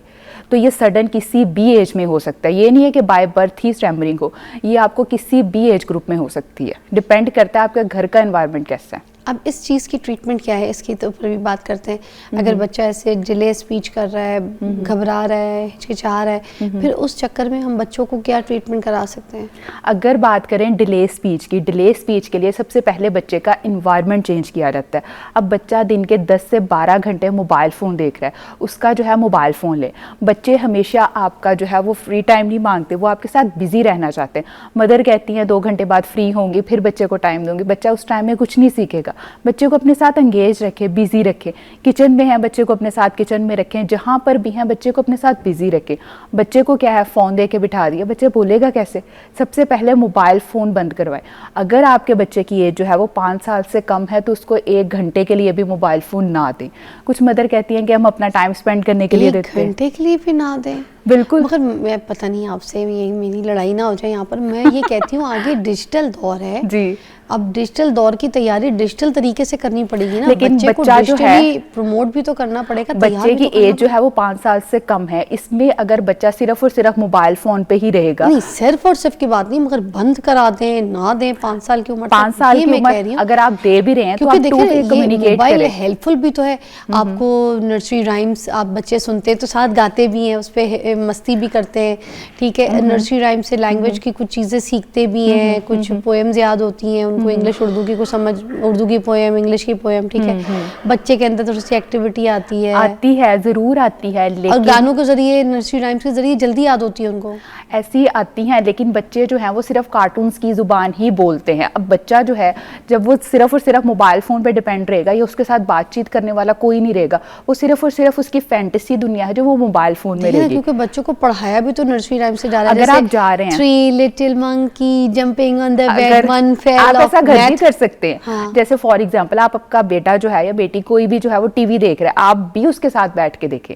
अगर वो 1 घंटा टीवी देख रहा है तो आप भी साथ बैठे, ताकि 2 वे कम्युनिकेशन हो। अच्छा, ये ना हो कि ये नहीं बच्चा कि दे सिर्फ- दिया आप किचन में लगी हैं, दे ऐसा दिया ना आप हो। मेकअप में लगी हैं, दे दिया आप अपनी फोन पे लगी हैं, ये नहीं। ये ना हो, बिल्कुल। ये चीज क्या है, नुकसान का बायस बनता है। अगर बच्चा कुछ भी देख रहा है तो आप उससे पूछें क्या देख रहे हो, क्या है, ताकि वो आपसे भी कम्युनिकेट करे, 2 वे Mostly कम्युनिकेशन ये भी हो। मैंने देखा, एक और जगह बात करूंगी मैं, कुछ माएँ जैसे आजकल की ड्रामा सीरियल्स देख रही होती है ना, बिल्कुल। पहले एक दौर आया था स्टार प्लस का, अब स्टार दोबारा प्लस कुछ ना कुछ, अब सोशल मीडिया का भी दौर आ गया, हाँ जी। मोबाइल पे लगी हुई होंगी या Reels मोबाइल देख पे रही ड्रामे हैं। देखे जा रहे होते हैं, आपको पता है। अब वो जब सब कुछ देख रही है चीजों में और बच्चा कुछ मांगने आ गया, या उसका भूख का टाइम है, या वो कोई इजाजत मांग रहा है कि मामा मुझे बाहर खेलने जाना है, ये करना है, वो चुप करो, बैठ जाओ, चुप करो, बैठ जाओ, ऐसे ही है। बैठ जाओ।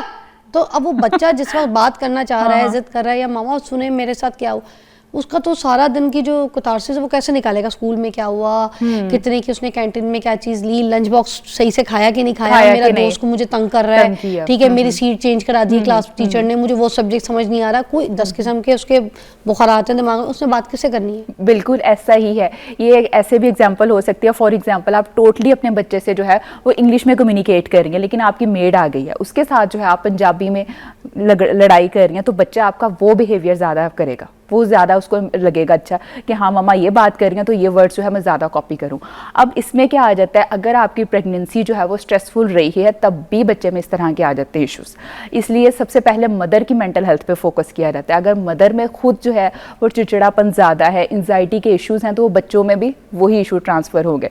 जैसे बात बात पे मूड स्विंग्स हो जाना, चुप करके बैठ जाओ, बात नहीं करनी, सवाल नहीं पूछना, क्यों, मदर में खुद एंजाइटी के इश्यूज़ मतलब हैं। जो घर का माहौल है वो हम ठीक नहीं कर रहे, हम बैठे हुए हैं बैठे एक हुए ड्राइंग हैं। रूम में, बड़े बैठ ऐसे के ही बात है। कर रहे हाँ, हैं, हाँ। बच्चों को फौरन देख नहीं रहे हो, बड़े बैठ के बात कर, तुम लोग बात का यहाँ पे कर क्या रहे काम, जाओ यहाँ से, जाओ जाके अपने कमरे में बैठो। अब वो ऐसे ही अपने है। कमरे में बैठ के क्या करें, आप अब टीवी देखेंगे। टीवी देखेंगे या कोई ना कोई ऐसी एक्टिविटी करेंगे, या आपका आईपैड निकाल लेंगे, या फिर कोई हरकत ऐसी करेंगे। अच्छा, मुझे एक और चीज़ से बड़ी सिचुएशन है, मुझे बड़ा गुस्सा आता है। मुझे याद है जब मैं छोटी थी तो मैंने मेरी अम्मी ने मुझे, मेरी घर की जितनी जो दीवारें थी, अम्मी कुछ नहीं कहती थी मैं उनको गंदा करूं, मैं उन पे चीते, घोड़े, हाथी, शेर सब बनाए हुए थे मैंने। ऐसे ही है। मेरी अम्मी घर के अंदर वापस आती थी, देखती थी तो अम्मी कहती थी वाह, और मेरी कभी अम्मी ने चप्पल पकड़ के जब ऐसे दिखाया नहीं मुझे कि ये क्या है, दीवार गंदी कर दी तुमने, नहीं। अम्मी को गुस्सा आता, अम्मी कहती है ओ माय गॉड क्या लेकिन शेर आजकल बनाया इसके है। आपने देखा होगा बिल्कुल उलट है। उलट बच्चे है। जो हैं वो थोड़े सी भी ट्वाइस कर दें तो माओ को गुस्सा आ जाता है, इसको क्यों? मोबाइल दे के बिठा दो। क्यों? क्यों? वो कहती हैं कि बच्चा जो है वो एक साइड पे मोबाइल दे के बैठ जाए लेकिन चीजों को ना फेंके। ये आपको अच्छी हरकत लगी, देखें ये बहुत कितनी गलत आप बात प्लीज है। इसके ऊपर बात करें। देखिए मेरी बात ऐसे सुनिए, ही है। बच्चा है खेलेगा, उधर भी बैठेगा, ठीक है, अजीम इधर, बच्चा इधर भी बैठेगा। अब ये देखो ये कैसी माँ है, समझो ये अजीम ऐसी मेरी माँ है तो देख ही नहीं रही, बच्चा इधर भी बैठेगा, इधर भी खेलेगा, उधर भी जाएगा, ऐसे ही है। ठीक है, बच्चा इसके आगे भी आएगा, इसमें भी कलरिंग करेगा, इसके साथ भी खेलेगा, चीजें भी उठाएगा, ये भी फेंकेगा उठाएगा, भी। कुछ पी भी लेगा, कुछ उसमें भी करेगा, कहीं निशान लग जाएगा, कहीं गंदगी हो जाएगी, कहीं कागज गिर जाएगा, कहीं कुछ गिर जाएगा, कुछ पी रहा है, खा रहा है, दूध पी रहा है, कुछ गिर सकता है। ऐसे ये ही क्या है। किया तुमने, मेरा सोफा खराब कर दिया, ये क्या किया, वो भी मेरे ये क्यों दहेज यहाँ पे का गिरा है? सोफा। अब बच्चा सारा इसी ट्रॉमे में, सारा दिन इसी सारा चक्कर दिन में। ऐसे ही है। चप्पल का है, चप्पल किधर है जाओ पैर में, मोबाइल लेके बैठ जाओ। चुप करके आओ उधर, मोबाइल दे आप अपना, दे इसको, ऐसे खबरदार ही है। जो हिले यहाँ से, देखो चुप करके। और सारा बच्चा जो दिन है मैं वो- काम करती रहूं, उठाएंगे चीजें, उठा उठा के डस्टबिन, ये तो ट्रॉमा नहीं है, ये औरतें साइको नहीं है ये। ऐसे ही है सब। हम जो है वो थेरेपी मदर की ही करते हैं, बच्चों की नहीं। कि अगर मदर जो है वो खुद अपने आप को चेंज कर ले तो बच्चा तो ऑटोमेटिकली ठीक हो जाएगा। छोटा सा बच्चा आपकी तरह मेरी तरह यूं बैठ सकता है, बिल्कुल भी नहीं। उसको अगर बच्चे हम अपनी शरारतें तरह ना करें। बनाने की कोशिश कर रहे हैं। हाँ, अगर बच्चे शरारतें ना करे तो वो भी नॉर्मल बच्चे नहीं है। नॉर्मल बच्चे ही शरारतें करते हैं, वही चीजों को ये एक्सप्लोर सब कुछ करते हैं। करके मैंने इसलिए दिखाया कि खुदा के लिए अपने, मैं आपको बताऊं मेरा बस चले ना, मैं पूरी दुनिया में सारे काम छोड़ के सिर्फ पेरेंटिंग के ऊपर काम करूं। हम अपने बच्चों को इधर ऐसे ही है। तकलीफ देते हैं, मेंटली अजियत देते हैं, वो बोलते हैं तो हिचकिचाते हैं, वो बात करते हैं तो डरते हैं। ये खौफ किस चीज का है? आतंकवाद है हम लोग, डकैत हैं, कातिल हैं, खून करते हैं, क्या करते हैं हम, चोरी करते हैं। भाई बच्चों को डरा के रखते हैं, अपनी औलादों को। और ये खौफ जो है वो खुद मदर्स ने डेवलप किया हुआ है कि एक जगह पे बैठ ब्रेक जाओ, के बाद चुप इस पे करो। और बात करेंगे। ये जो माए कर रही हैं और बाप कर रहे हैं ना, डरा के रखा है। बाप घर के अंदर घुसता है तो खुश होना चाहिए, बाप आता है कहते हैं छुप पे किधर, ब्रेक ले।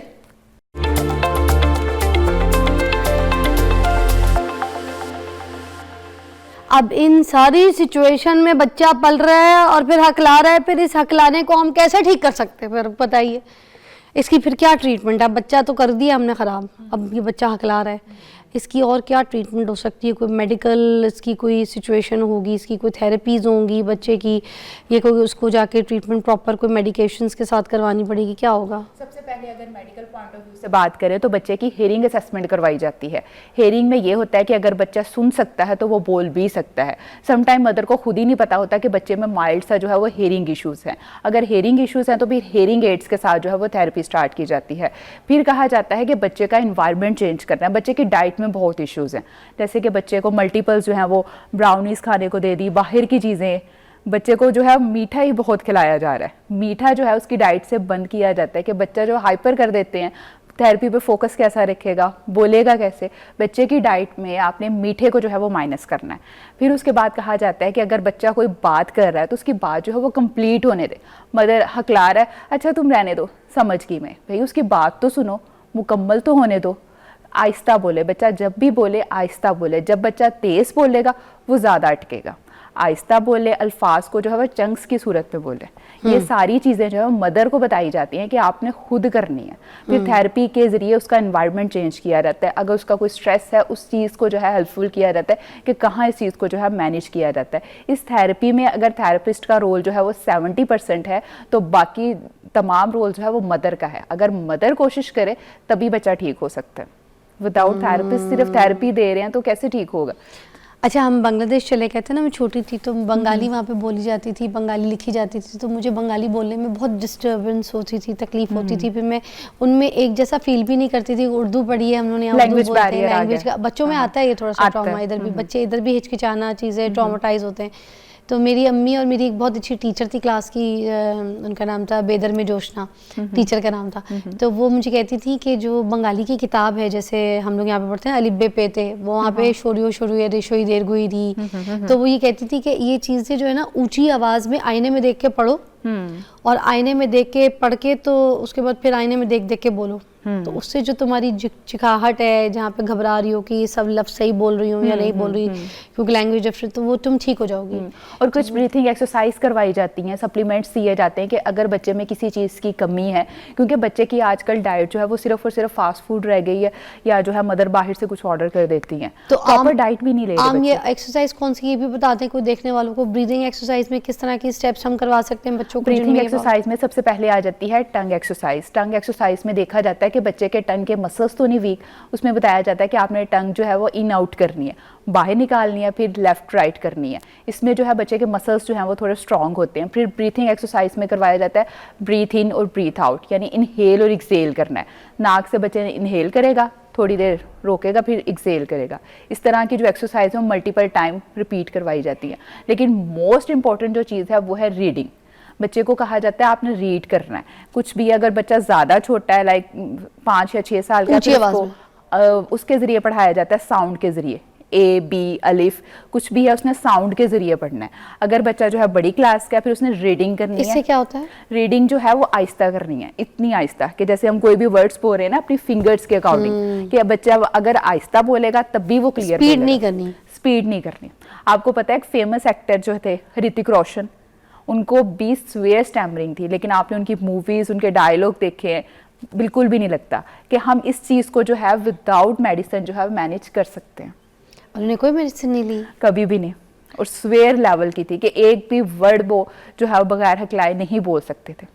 और उन्होंने अपना लाइफस्टाइल चेंज किया। उनकी मूवीज़ उनके कैसे थे, उनकी एक मूवी ने क्रिश, उसमें उन्होंने एक तरह का एलियन टाइप का कैरेक्टर किया था। वो उनकी रियल लाइफ पे थी कि मतलब उनको इस तरह की थी स्टैमरिंग। अच्छा, तो इसी टाइप के बच्चे नॉर्मल लाइफ में बहुत देखने को मिलते हैं, बहुत ज़्यादा मिलते हैं, लेकिन हम मैनेज कर सकते हैं। अब हम लोगों के पाकिस्तानी माइंड का कहीं ना कहीं सेट है कि जी मेडिसिन से ही हो, पैनाडोल लें, कुछ भी लें, ब्रूफोन लें, ठीक हो जाए। थेरेपी से कैसे चेंज करें? लाइफस्टाइल चेंज करने तो सबसे मुश्किल लगता है लोगों को।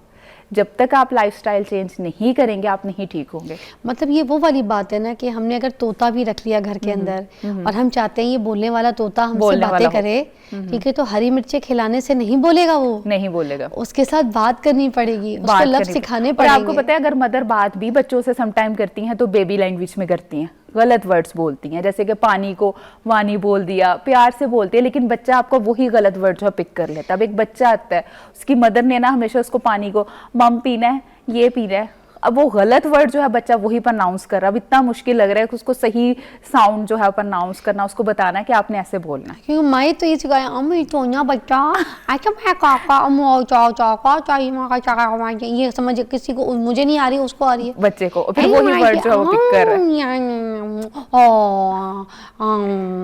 बेबी लैंग्वेज किसी और के साथ यूज करे ना, बच्चों के साथ क्यों कर रहे हैं? किसी और अपने मियाँ के साथ यूज कर लें, वो तो जवान है जहां। मैंने उसको मदर को कहा, मैंने कहा मियाँ के साथ कर ले, कहती नहीं वो कितना मतलब अजीब सा लगेगा। वैसे बच्चे को भी अजीब लगता होगा कि ये माँ बोल क्या रही है। कहती मियाँ के साथ नहीं, मैं बस बच्चे के साथ बोलती थी, प्यार में लाड में आके। अब बच्चा जो है उसने वही जो है वो वर्ड्स पिक किए और उसके साउंड में इशू है। कितनी हंसी आ रही है वैसे, हम माए कितनी फनी है, जो बच्चा बिल्कुल ही नहीं बोल सकता, जिसके मुंह में भी जुबान लड़खड़ा भी नहीं रही, वहाँ वहाँ वाला बच्चा, अब उसके मुंह में अगर उसको कुछ खिला भी रहे, कोई खिचड़ी, कोई आलू, कोई भी चीज उसको मुंह में देने के मुंह खोलो ये करो। What we do is something. But चलो ये वाली एज तक तो अच्छा है ना, मगर जब थोड़ा सा बोलने में है बच्चा या सुनने में है, उसको वो लफ्ज बोले मेरा बेटा ये खाएगा बड़ा हो जाए, नहीं अच्छा खाएगा मेरा बच्चा बड़ा हो ऐसा। और जो बच्चे जो है वही वर्ड्स जो है आपके पिक कर लेते हैं, ये सबसे बड़ी जो है वो गलती है मदर्स की। इसीलिए कहा जाता है कि आपने बच्चे से जो भी बोलना है क्लियर कट वर्ड्स में बोलना है।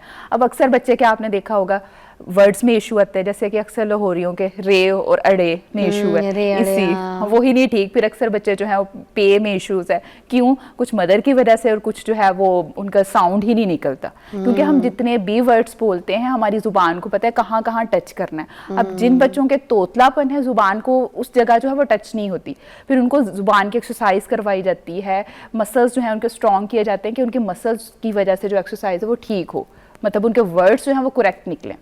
अच्छा, और ये थेरेपीज काम करती हैं आप कहती हैं? हाँ, लेकिन लॉन्ग टर्म चलती है। ग़िज़ा में भी कोई ऐसी आपको लगता है चेंजेस आनी चाहिए, कोई डाइट में कोई ऐसी चीज बिल्कुल होनी चाहिए बच्चों की, इस पे हेल्पफुल है? हेल्पफुल है। अगर डाइट पे बात करें तो बच्चों को जो है वो सबसे ज्यादा मदर्स मीठा देती हैं। ये अगर पूछा जाए ना कि इनको खाने में क्या पसंद है, मीठा बहुत पसंद है। लंच बॉक्स ही मीठे से शुरू होता है उनका स्कूल का, और फिर झूठ बोलती हैं। अब मुझे तो 1 मिनट में पता लग जाता है कि बच्चा मीठा खा के आया। कैसे? बच्चे की उसके एक्शन से, बिहेवियर से। हाइपर होता है? हाइपर होता है, फोकस नहीं करता, बात नहीं सुनता।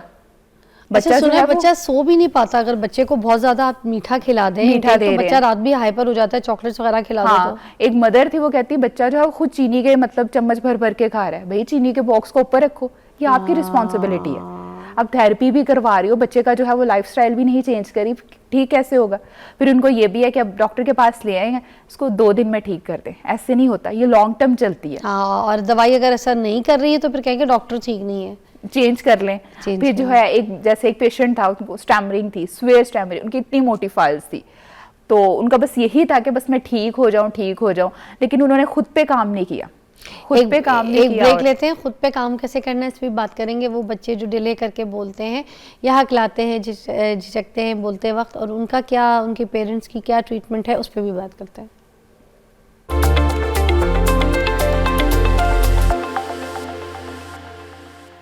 अच्छा, जो इस तरह के मोटू पतलू टाइप के कैरेक्टर वाले ड्रामे होते हैं, या कोई बच्चों के ऐसे कार्टून के ड्रामा होते हैं जो हम बच्चों को दिखा रहे होते हैं, वो नबूतो कोई आया था ना इस तरह का, आई डोंट नो, नोबिता, ठीक है। अब उस टाइम का जब नोबिता फेमस हुआ, वायरल हुआ, मोटू पतलू वायरल हुआ, बड़ा वायरल हुआ, तो उस टाइम पे जितने बच्चे थे उनकी आवाज़ अगर आप सुने तो वो वही थी, नोबिता की, मोटू पतलू वालों की, उनके कैरेक्टर ही बच्चों की आवाज़ में बोलते थे, क्योंकि हम बच्चों को यही दिखा रहे थे, क्योंकि वो सेफ भी था दिखाना, उसमें फन भी था बच्चों के लिए, कोई मैसेज नॉलेज होती है इन प्रोग्राम्स में, मगर बच्चों की आवाज़ें वही निकलती थी। बच्चे हमसे कुछ मांग रहे तो ये कह रहे हैं अरे भाई हमने तो नहीं कहा था, हमने तो ये कहा था, हाँ ये कैसे अम्मी हमें ये भी करा दे, अच्छा ओ ये भी हो गया, अच्छा ये वाले नोबिता वाले आवाजें। हाँ बिल्कुल। और अभी जो है वो एक देखते हैं, मतलब अमेरिका की ये लड़की, उसके ज्यादातर बच्चे देखते हैं, या फिर कोकोमोन, कोकोमो का भी बच्चा कोकोमो ही वाली आवाजों में निकला था, उसी की तरह निकलता है। अब मदर कहती हैं कि बच्चा जो है वो उसी बात में बात करता है, उन्हीं की आवाज़ों में, उन्हीं की चीज़ों में बात करता है। बच्चा जो है वो इस कदर उसकी फैंटेसी दुनिया जो है मोबाइल फ़ोन में होती है कि उसे अपने इर्द गिर्द की चीज़ों के भी नहीं पता होते कि चीज़ों के नाम क्या, ये टेबल है, ये बेड है, उसको नहीं पता होता। क्यों? उसने मोबाइल फ़ोन बहुत ज़्यादा देखा है, ऐसे ही इतना ज़्यादा देखा है। फिर कहते हैं कि नहीं, इसका मोबाइल फ़ोन पहले देखता था, अब नहीं देखता। पहले तो देखता था, अब जो है बेहतरी आने में कुछ टाइम तो लगेगा। अब बच्चे ने जो है पहले 3 साल बहुत ज़्यादा मोबाइल फ़ोन देखा है, उससे किसी ने बातचीत भी नहीं की है, तो वो ऑटिज़म और ADHD में भी जा सकता है इससे हद से ज़्यादा मोबाइल फ़ोन की वजह से भी। क्यों? बच्चे की जो है कम्युनिकेशन स्किल्स जो है वो ख़त्म हो गई है। बच्चा जो है वो आंख से आंख मिलाकर बात नहीं करता, जब नाम लेते हैं बच्चा कोई रिस्पॉन्स नहीं करता, तो बच्चा जो है वो ऑटिज्म में भी चला जाता है। हाँ, क्योंकि मोस्टली जो बच्चे हैं ना वो आंख पे देख के बात नहीं करते हैं, नहीं करते। ये ऑटिज्म के सबसे ज्यादा देख के बात करेंगे। हाँ, वो ना ये हुआ था, वहाँ ये हुआ था, ये बच्चे ज्यादातर ये इधर ही उधर बात करते हैं। हाँ, और जब नाम बुलाते हैं तो कोई रिस्पॉन्स नहीं, उन्हें पता ही नहीं होता हमारा ये नाम है। नाम लेने पे भी कोई रिस्पॉन्स नहीं देते, ये भी एक मेजर सिम्टम्स है। स्पॉन्टेनियस कोई उनकी चीजें नहीं रहती फिर इसका मतलब। बिल्कुल ऐसे ही है। अब जब भी अब जब भी हिस्ट्री ली जाती है ना, तो सबसे पहले पूछा जाता है कि आपकी प्रेगनेंसी स्ट्रेसफुल रही है, क्योंकि stressful pregnancy is a major reason कि बच्चा जो है वो ऑटिज्म या ADHD में है। अगर मदर ने प्रेगनेंसी के दौरान काफ़ी स्ट्रेस ली है, प्रेगनेंसी उससे मैनेज नहीं हुई, फिर उसको बताया जाता है कि अब आपने बच्चे के साथ इस तरह चलना है कि उसको जो है आउटडोर एक्टिविटीज़ ज़्यादा से ज़्यादा करवाए, बच्चे के साथ एंगेज रहे। क्योंकि मदर के जो है मूड स्विंग्स हैं वो डेफिनेटली वो बच्चे में भी गए हैं।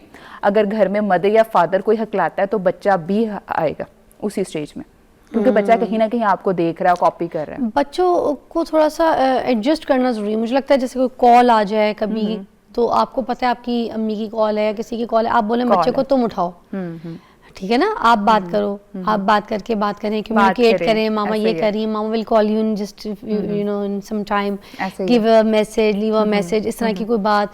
बच्चों के साथ थोड़ा सा इस तरह की सर्विसेज रखवानी चाहिए घर में, है ना? रखवानी चाहिए। ये वही बात है, अगर आप चाहते हैं आपका बच्चा किताब पढ़े तो सबसे पहले खुद किताब उठाएं। आप किताब पढ़ेंगे तो बच्चा भी ऑटोमेटिकली बुक उठाएगा।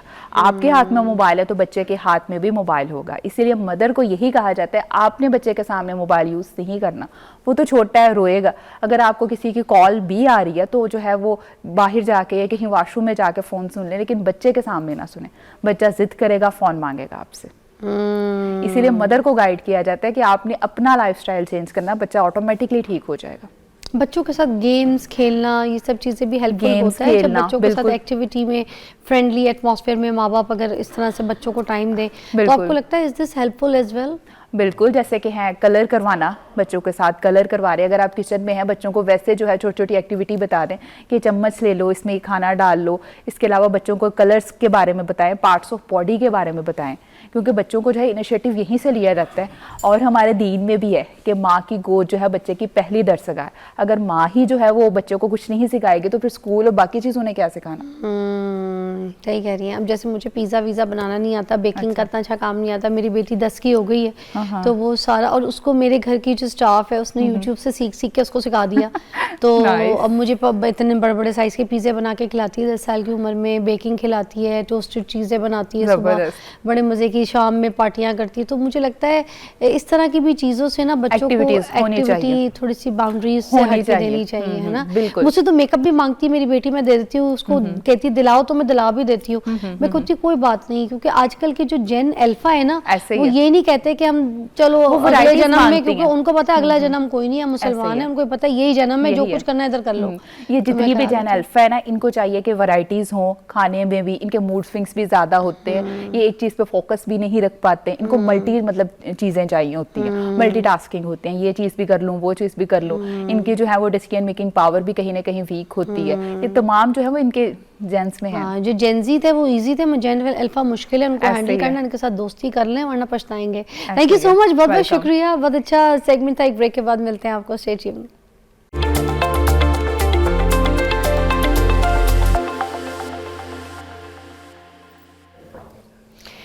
नाज़रीन, अगर आप में से कोई भी सिंगर बनना चाहता है, ख़ास तौर के वो जो बेगमात हैं, अगर सिंगर बनना चाहती हैं, शादी हो गई है आपकी और आपके ख्वाब हैं कि आप अच्छी सिंगर बने और आप मशहूर हों और आपके गाने दुनिया गाए, वो कहते हैं ना गाएगी दुनिया गीत मेरे, ठीक है, नूरजहाँ जी का ज़बरदस्त सॉन्ग। तो इस तरह के अगर आप सिंगर बनना चाहते हैं तो अपने किचन में खड़े होकर गाना गाया करें ऊंची ऊंची आवाज़ में, ख़ास तौर पे जब मियाँ के लिए हांडी पका रहे हो, क्योंकि आपके मियाँ को अगर आपकी आवाज़ पसंद आ गई तो वो आपको सीधा किचन से ले जाएंगे स्टूडियो और वहाँ ले जाके बना देंगे आपको सिंगर, आपका गाना रिकॉर्ड करवा के पूरी दुनिया में मशहूर कर देंगे। यही कहानी हुई है एक यहाँ पर मेरी मेहमान है उनके साथ, और उनके मियाँ ने इनकी आवाज़ सुनी किचन में गाना गाते हुए और ये उठा के उनको ले गए स्टूडियो, गाना रिकॉर्ड कराया और आज सिंगर बना दिया। मेरे साथ मौजूद है रेहाना खान। कैसी है जी? कैसी तबीयत है? ठीक-ठाक, आप वाह वाह वाह। तो ये किचन से हांडी पकाते पकाते सिंगर बन गई आप? जी बस वो मुझे शौक है वैसे भी माशाल्लाह गाने का। हाँ। तो मैं अक्सर खाना वगैरह बनाते हुए, घर के काम करते हुए खाना तो देखिए सब बना लेते हैं, मगर वगैरह की रेसिपी क्या है, वो कैसे बनाती हैं, उसमें क्या डालती हैं? वगैरह वगैरह डालती हैं? वगैरह में अपनी सिंगिंग। नहीं, वगैरह में रेसिपी क्या है? वगैरह में सबसे पहले क्या डालना है जो हमने पकाना है? वगैरह डालना है। फिर जो मसाले हैं वो भी वगैरह वगैरह मसाले डालने हैं। बिल्कुल। फिर जिनको खिलाना है वो भी वगैरह वगैरह लोगों को खिलाना है। नहीं, वो अपने बच्चों को खिलाते। क्या बात है। अच्छा मुझे बताएं कौन सा गाना गा रही थी जो आपके मियाँ के दिल को भा गया? मैं माशाल्लाह मैडम नूरजहाँ जी को गाती हूँ वैसे, वो क्योंकि मेरी रूहानी उस्ताद है, मैंने वो उनको दिल में रख के गाती हूँ जो भी चीज़। तो मैं अक्सर घर में जैसे कोई भी, तो उस दिन मैं ये उनका सॉन्ग था सुना रही थी, तू ते मेरी अखियाँ दी नींद चुराई, क्योंकि मैं मियाँ से थोड़ी जी नाराज़गी भी हुई थी। तो वो मुझे ऐसे कहते हैं चलो हम तुम्हें ना स्टूडियो लेके जाता हूँ, मतलब ना रिकॉर्डिंग जहाँ पे होती उनको इतना अच्छा लगा आप किचन में गा रही थी तो? है। पता नहीं। हमें सुनाए, हमें पता चले कितना कोई अच्छा गाया था जो आपको स्टूडियो ले गए उठा के। गाए जरा। आपकी इजाज़त है? माइक आपके साथ पड़ा है, मेरी इजाज़त है, घर नहीं जाना है, सिर्फ गाना सुनाना है। हेलो। हाँ हाँ आवाज़ आ रही है। तू ते मेरी अखियाँ दी नींद चुराई, वे बेईमाना वे हर जाई, तू ते मेरी अखियाँ दी नींद चुराई। आगे आगे और कितने ओ शमा किते गए ओ सवेरे वे, पल भी नी लंघदा सी तेरा बिन मेरे वे, अज मैनू तक ना है, अज मैनू तक ना है, जिवें मैं पराई, तू ते मेरी अखियाँ दी नींद चुराई। वाह। और ये देखें उसके बाद वो आपको ले गया और आपको सिंगर बना दिया है ना। वो बाबूजी स्टूडियो पे गए थे, ताफू साहब के ना बेटे के स्टूडियो, तो उन्होंने फिर मुझे कहा आप हम आपका ना सॉन्ग फ्री करते हैं, आपकी आवाज़ अच्छी है। ताफू साहब के बेटे का नाम बता दें। ताफू साहब तो बड़ा नाम है, उनके बेटे भी, सारी फैमिली। रिजवान पापा, रिजवान साहब के पास जाके अपने माशाल्लाह बहुत अच्छा कराया। तो फिर उधर मैंने अपना सॉन्ग रिकॉर्ड किया, माशाल्लाह वो शाइन स्टूडियो पे है, बहुत अच्छा। नहीं कोई शक नहीं, ताफू बरादरान की बड़ी खिदमत है मौसीकी और सब घरानों में। और मुझे ये बताएं फिर वो रिलीज हो गया, उसकी वीडियो शूटिंग बना ली? वो बना ली, रिलीज भी हो गया। हाँ, सुनाना है आपने वो थोड़ा? वो सराकी है। सुनाए ना सराइकी? सुनाती हूँ। आ जाए सराइकी, इतनी सुरीली ज़बान, मुझे बड़े पसंद है सराइकी गाने, सुनाए। असा ढोला तेरे गुलाम होया, तेरे पिछे असा बदनाम होया, असा ढोला तेरे गुलाम होया, तेरे पिछे असा बदनाम होया, तेरे नाल जीवना तेरे नाल मरना, जान तो भी वध तैनू प्यार असा करना, चंगे भले हासे हुन आम होया, तेरे पीछे असा बदनाम होया। नाइस। एक मेरा फेवरेट गाना भी जरा गाएं, वो मुझे आप मेरे प्रोग्राम में बाई गई तो ये गाना जरूर सुनाएं। दुनिया ते प्यार मिले कोई दिलदार, हाँ दस चले। दुनिया ते प्यार मिले कोई दिलदार मिले, आंदा स्वाद गल बात दा खिल रहने वाल मेरे रहना मैं नाल तेरे वादा है पहली मुलाकात दा लुड्डी है जमालो पाओ लुड्डी है जमालो लुड्डी है जमालो पाओ लुड्डी है जमालो। वाह क्या बात है, बहुत बड़ी फैन है हम नूरजहां जी की हैं। बहुत वो वाले भी आते हैं पुसा गहरी रोए। उनके माशाल्लाह कुछ जैसे गज़लें वगैरह नहीं आती, मैं वो इसलिए भी नहीं जल्दी सुनाती कि कोई मिस्टेक ना हो जाए मेरे से। ये भी बड़ा पसंद है। वो फिर आपको पता है बड़ा इनकी चीज़ों को ना बड़ा दिल में मगर इनने उर्दू भी बहुत अच्छी गाई, जैसे याद पिया के आए आए हाय। उनके जैसा कोई गा तो नहीं सकते, लेकिन मैं इतनी सी कोशिश करती हूँ। मगर फिर भी बहुत डर डर के ये प्यार है ना, बहुत लगाव है मौसीकी से। तो अभी कहीं से पक्के और ये वो सुर करती है, जाके प्रैक्टिस करती हैं आप? नहीं, मैं घर में ही बस, फिर कोई टाइम ही नहीं होता। कोई पांडा बजा के बर्तन धोते वक्त? जॉट ऑन कवाली वगैरह लाइव करती हूँ, कैफे है ना जो। अच्छा, उधर आपने हाँ शुरू जी, किया है? पूरी मेरी प्रॉपर टीम है साथ। वाह वाह वाह। तो आजकल ये कवालियों का बड़ा ट्रेंड आ गया, जी, लड़कियां जी, बहुत कर बिल्कुल। रही हैं, औरतें कर रही हैं। हाँ जी, वहाँ पे बस अभी तो टाइम का भी बड़ा उन्होंने मसला कर दिया ना कि मतलब 8 बजे से पूरे 11:30 क्लोज करवा देते हैं, लेकिन फिर भी माशाल्लाह शुक्र है अल्लाह का, बच्चों के लिए जो भी रिज़्क अच्छा कमा के और अपने हुनर अपने टैलेंट से कमा रही हैं, अपनी मियाँ की मर्जी से कमा रही हैं। चैनल अल्लाह ताला आपके काम में बरकत दे। मिलके बहुत अच्छा लगा आपसे, और आपके आगे जो रास्ते हैं वो आसान करे, आपके बच्चों की भी आसान और करे। मेरी दिली ख्वाहिश थी आपको मिलने की, मैं आपकी बहुत फ़ैन हूँ माशाल्लाह। मैंने आपके चैनल यूट्यूब और टिकटॉक वगैरह भी लाइक किया हुआ है। थैंक यू, मैंने आपको लाइक कर लिया। Thank you. देखिए आप शो पे कैसे अल्लाह ताला मुलाकात कराता है, स्मॉल वर्ल्ड मगर खुशियाँ बड़ी बड़ी होती है। Thank you so much for your time. ठीक है, आपसे मुलाकात करेंगे हम कल, अपना बहुत ख्याल रखिएगा।